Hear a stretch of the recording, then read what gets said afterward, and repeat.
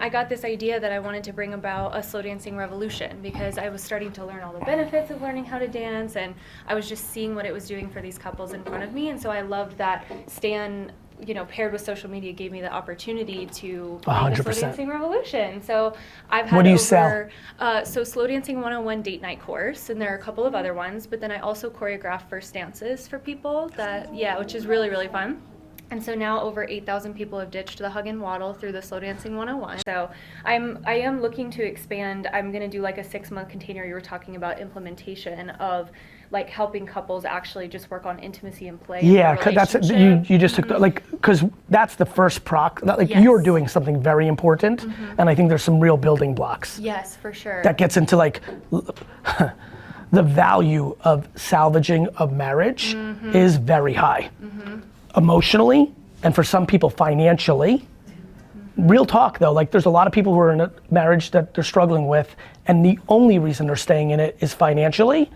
So they would love the opportunity, especially a lot of people, the more money that's being made is actually the more they're staying in it, which means they could pay a lot of money for someone that could actually unlock certain parts of their marriage. And you're doing a moose boosh with what you're doing. I think you could have something that's $30,000 a month. There are people that would pay $90,000 for 3 months to get a lot of access to you if they went through the whole funnel, right? That's because it's worth it for them. Yeah. Like again, either through like the way they put marriage on a pedestal emotionally, or just very practical, like I don't want to get a divorce because I'm gonna lose half my wealth. It's very validating because, just a tiny bit more about my story before the question with it is, I was a very young entrepreneur. Like I started my company when I was 18, and then I went through a startup incubator at Georgia Tech. And I have a different startup that I work on that's building out a platform to connect in-person instructors with people. And so it was interesting because I was lucky enough a couple years later to meet my now amazing husband who dances with me and really helps with the business, which is phenomenal. Awesome. And so now, that was the biggest stake decision. I realized that was the biggest decision I was going to make in my life, is who am I waking up with every morning. So I'm really excited to build out that container. Well, as I'm doing that, I am expanding my team,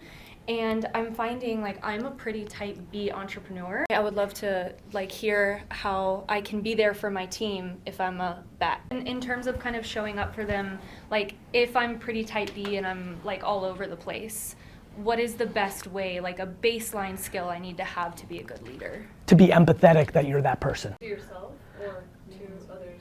Yeah. But I will never ding Sid for something that's based on me being that person that he had to adjust to that, thus rendering something else to fall,